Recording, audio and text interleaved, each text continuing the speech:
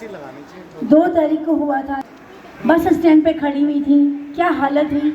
और ये कुछ दिन तक तो इनको होश नहीं आया, और होश जब आया तो दिल्ली के किसी हॉस्पिटल में थी, लेकिन कानूनी परपंचों की वजह से और लड़ाइयों की वजह से कि क्या हुआ, उस वजह से इनका इलाज भी थोड़ा लेट शुरू हुआ, जिस वजह से इनको इतनी प्रॉब्लम हुई और उनकी आंखें चली गई इलाज समय पे न होने से।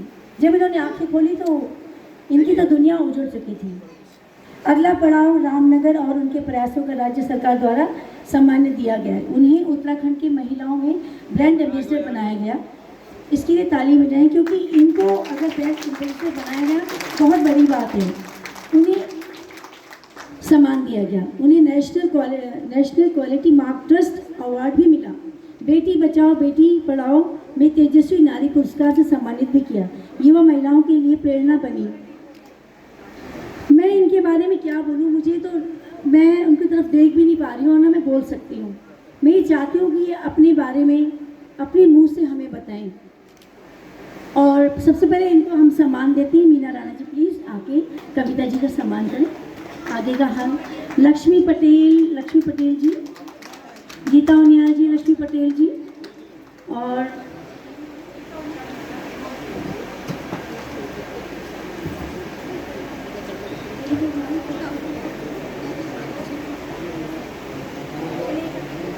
फर्स्ट हम उनके हाथों में मीना जी फूलों का गुलदस्ता देते हुए कविता जी को सम्मान करते हुए। मीना जी आप फूलों से स्वागत करते हुए तालियां बजाइए प्लीज, बहुत जोर की तालियां चाहिए। यहाँ पे तालियां कम नहीं चाहिए। और ये लक्ष्मी पटेल जी शॉल अर्जित करते हुए आगे चले जाओ, फोटो नीचे पटेल बैठे जी, और रेणु नियाल जी,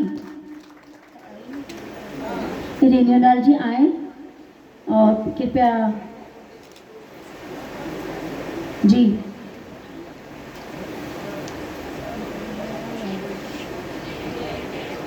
भाई आज आज हाँ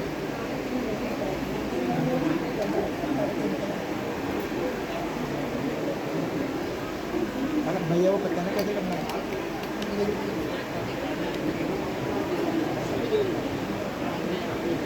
ट्रॉफी से सम्मानित करते हुए मुख्य अतिथि मीना राणा जी। मीना राणा जी हमारी बहन कविता पेश को ट्रॉफी देते हुए जोरदार तालियां प्लीज।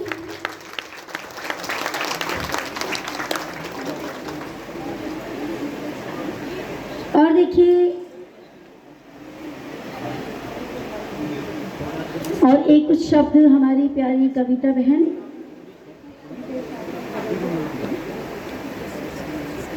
वो कुछ बताएं अपने मुंह से, हमें बड़ा इंतजार है।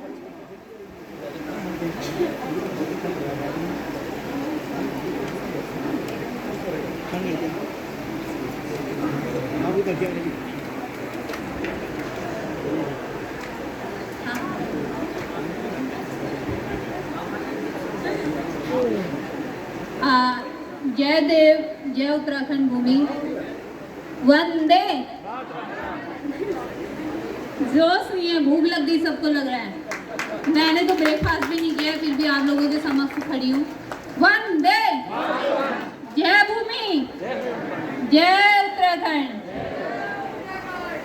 मैम ने बोला था एक शब्द बोलिए, एक शब्द तो कविता ही होता है, फिर और उससे ज्यादा एक शब्द कविता ही होता है। अगर मेरे बारे में ज़्यादा किसी को व्यक्तिगत जानना हो तो आप गूगल में सर्च कर लीजिएगा कविता बिष्ट, क्योंकि विस्तार से तो मैं ज़्यादा अपना डिटेल नहीं बता पाऊँगी, शॉर्टली बताऊँगी क्या हुआ, कैसे हुआ, फिर अभी तक का फाइट में क्या संघर्ष रहा वो मैं बताऊँगी। तो एक ऐसे सर्वाइवर हूँ, बताया था। और कहते हैं कि अगर मन में उमंग हो तो सारी चीज़ें पूरी होती हैं। जब मेरे को पता चला यहाँ पे हमारी लोक गायिका मीना राणा जी आ रही हैं करके दीदी, और उस टाइम मेरे मन में था कि मैं सम्मानित इन्हीं के हाथों हूँ, और मैं चाह भी रही थी कि मैं बबीता जी से बोलूँ कि मेरे को अभी ना बुलाया जाए, जब मीना दी आए तो उन्हीं से मेरे को सम्मानित करवाइएगा। और क्योंकि आजकल तो सबको पता है ना, पब्लिसिटी ज़्यादा काम करती है तो देखिए मेरी दिल से इच्छा थी कि मैं मीना दी से मतलब एक देखो एक सिंगर गले की जो तर्क होती है, माया उपाध्याय जी से भी मैं मिली हूँ, उन्होंने भी मुझे सम्मानित किया था, बहुत खुशी होती है। लेकिन ईश्वर ने मेरी सुनी तो मीना दी ने ही मुझे सम्मानित किया। और सबसे पहले बबीता दी को थैंक यू बोलूँगी, और सबसे पहले बिमला दी को बोलूँगी, इसी मंच की भी इधर बैठी हुई हैं आप ही के समक्ष। उन्होंने बबीता दी से बात करी थी कि यहाँ पे सम्मान समारोह जो आपका हो रहा है, हमारे उत्तराखंड से एक ऐसी बेटी है और वो ऐसे कार्य कर रही है, तो बबीता दी ने मेरा यहाँ पे सिलेक्शन किया। तो बबीता दी को धन्यवाद है कि दिल्ली में रह के भी उत्तराखंड की यादें नहीं भूली हैं। और वो दीदी का मुझे नाम नहीं पता जो यहाँ से मंचासीन हैं, विधि राही दी, उनका भी धन्यवाद करेंगे कि वो सारी महिलाओं को यहाँ पे इस तरीके के मतलब सम्मान के पात्र बुला रही हैं और इतनी इज्जत भी उनको मिल रही है। समस्त जनता का आभार प्रकट करूंगी कि आपने कीमती वक्त दिया, परंतु शोर ना करे तो ज़्यादा अच्छा लगेगा, क्योंकि हम भी अपना कीमती वक्त निकाल के आए हैं। और मैं उत्तराखंड से आई हूँ, आज सुबह ही पहुँची हूँ। 2008 में मेरे साथ एसिड अटैक हुआ था, जब मैं 2007 में जॉब करने नोएडा में आई थी, और खोड़ा में मेरा एसिड अटैक हुआ था। और जब मेरे साथ एसिड अटैक हुआ था, रीजन कुछ भी नहीं था। बहुत लोग पूछते हैं कि क्या कारण था।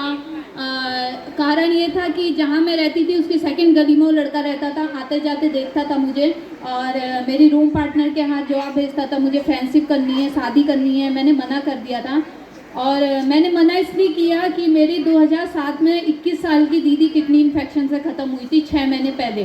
तो मैंने कहा मैं यहाँ पे जॉब करने आई हूँ, हाई स्कूल की पढ़ाई छूट गई थी, तो मैंने अपने परिवार की कंडीशन को अच्छा करने, बेहतरीन करने के लिए मैं यहाँ पे आई हूँ, ताकि मेरे 2 छोटे भाई बहन पढ़ पाए।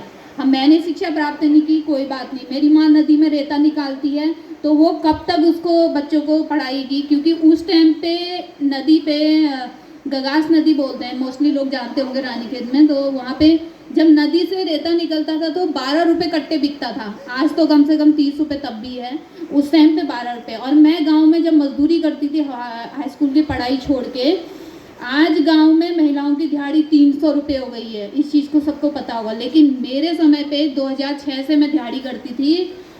1 किलोमीटर दूर रोड से गांव में ईंटें ढोलनी पड़ती थी, 12-12 ईंटें। उसमें भी जिसका मकान लगता था पहले ही बोल देता था कि 12-12 ईंटें लानी है और 12 घात करोगे, और सीमेंट के आधे कट्टे रहता, और मात्र 30 रुपये दिहाड़ी। मात्र 30 रुपये दिहाड़ी में पूरे दिन भर मजदूरी करो। फिर मेरी जानने वाले थे, उन्होंने बोला कि दिल्ली आ जाओ। दिल्ली आए तो मैं अपनी रूम यहाँ नोएडा में रह रही थी, मेरी जो रूम पार्टनर थी उसके साथ। उसके हाथ वो लड़का, पहले तो उसे पता नहीं था कि इसकी रूम पार्टनर है, आते जाते देखता था। एक दिन संडे की छुट्टी थी तो संडे मार्केट में भी उसने सब्जी लेते हुए उसके साथ देखा, तो वो मिल्डा में करते थे दोनों जने। उसने उससे पूछा कि ये कौन है, उसने कहा ये उत्तराखंड से है और मेरी फ्रेंड है, रूम पार्टनर है। तो उसने बोला ये तो मैं काफ़ी टाइम से देखता हूँ, इससे मुझको शादी करनी है।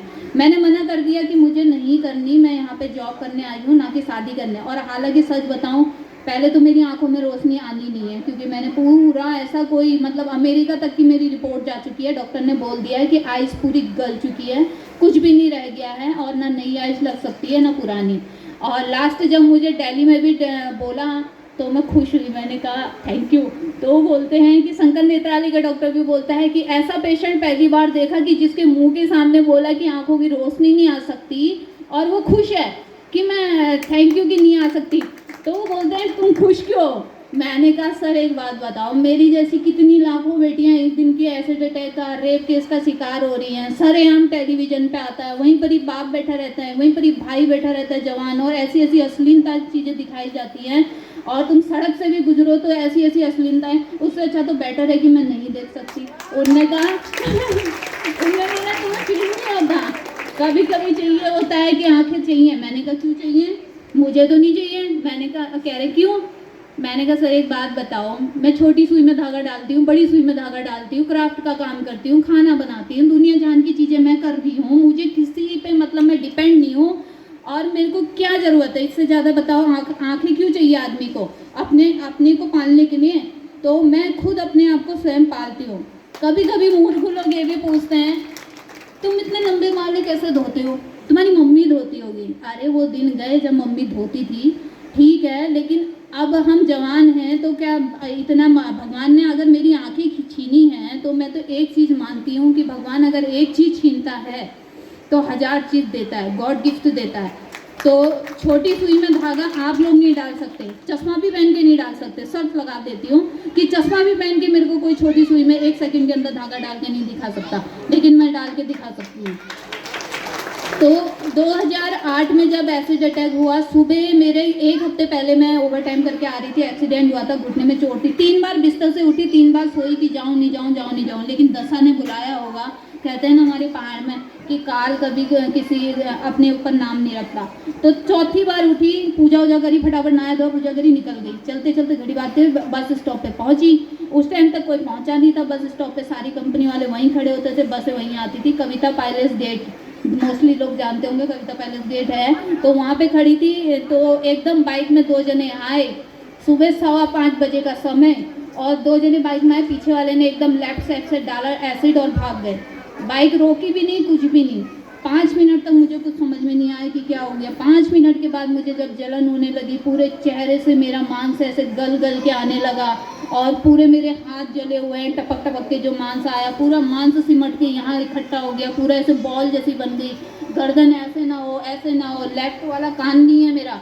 और उसके बाद भी 6:30 बजे तो तड़पती रही, किसी ने हाथ नहीं लगाया, किसी ने हाथ नहीं लगाया। गाड़ी गई, ऐसा भी नहीं कि कोई नहीं जा रहा था, नाइट ड्यूटी वाले जा रहे थे, आ रहे थे, मॉर्निंग वाले जा रहे थे, गाड़ियाँ जा रही थी, किसी ने हाथ, अरे ये तो एसिड अटैक का मामला है, हम क्यों फंसे, हमें कंपनी को देर हो रही है, अरे हम तो नाइट ड्यूटी करके आ रहे हैं, हम फंसेंगे दिन भर, ऐसे करके। तो एक अंकल आए, वो कहते हैं ना कि हमारे उत्तराखंड में बहुत लोगों के अंदर ऐसी इंसानियत है कि वो फॉरेन में भी रहेगा ना, तो अगर वो देखेगा कि हमारा उत्तराखंड क्या है तो वो अंदर से पिघल जाता है। जो अंकल ने मुझे पूछा कि बेटा क्या हुआ, वो पिथौरागढ़ के थे, वो किसी कंपनी में गार्ड की ड्यूटी करते थे।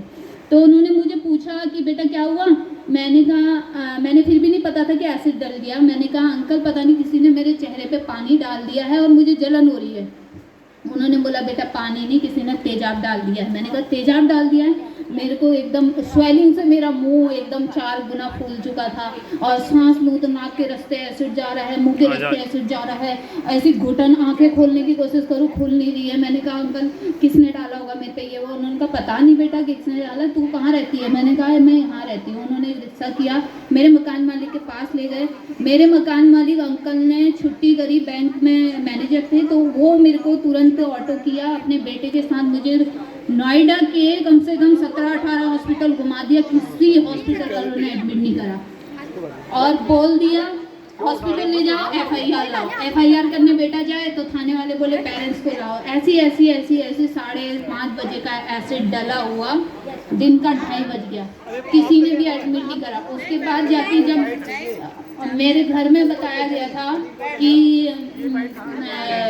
तुम्हारी बेटी पे एसिड अटैक हुआ है, नहीं बताया था, क्योंकि मेरी दीदी 6 महीने पहले ख़त्म हुई थी और मेरे घर वालों को बहुत बड़ा झटका लगा था। और हमारे परिवार का सबसे पहली ऐसी ट्रेजेडी थी कि किडनी इन्फेक्शन से 21 साल की दीदी मेरी ख़त्म हुई। मेरे परिवार वालों को बोला था कि तुम्हारी बेटी का एक्सीडेंट हो गया है और तुम यहाँ आओ। तो मेरे पापा ने मम्मी को बोला कि तू क्या करती है, मैं जाता हूँ, पहले मैं देखूँगा क्या स्थिति है, फिर बुलाऊँगा। मम्मी ने मामा को फ़ोन किया, गुड़गांव से आए, तब उन्होंने FIR करी। जब मैं 2 बजे की शिफ्ट कंपनी नहीं पहुंची तो उन्होंने मकान मालिक के यहाँ फ़ोन किया और उन्होंने बोला कि वो ड्यूटी नहीं आई है, बताओ दूसरी शिफ्ट में भी नहीं आई, बात कराना। तो आंटी को तो अंदर से गुस्सा ही रखा था, वो भी पहाड़ी थी, 2 बेटे थे और उनकी बेटियाँ नहीं थी, बहुत अच्छा मानती थी। उन्होंने बोला तुम्हें अपनी नौकरी की पड़ी है और उसकी ज़िंदगी और मौत का सवाल हो रखा है। वो सुबह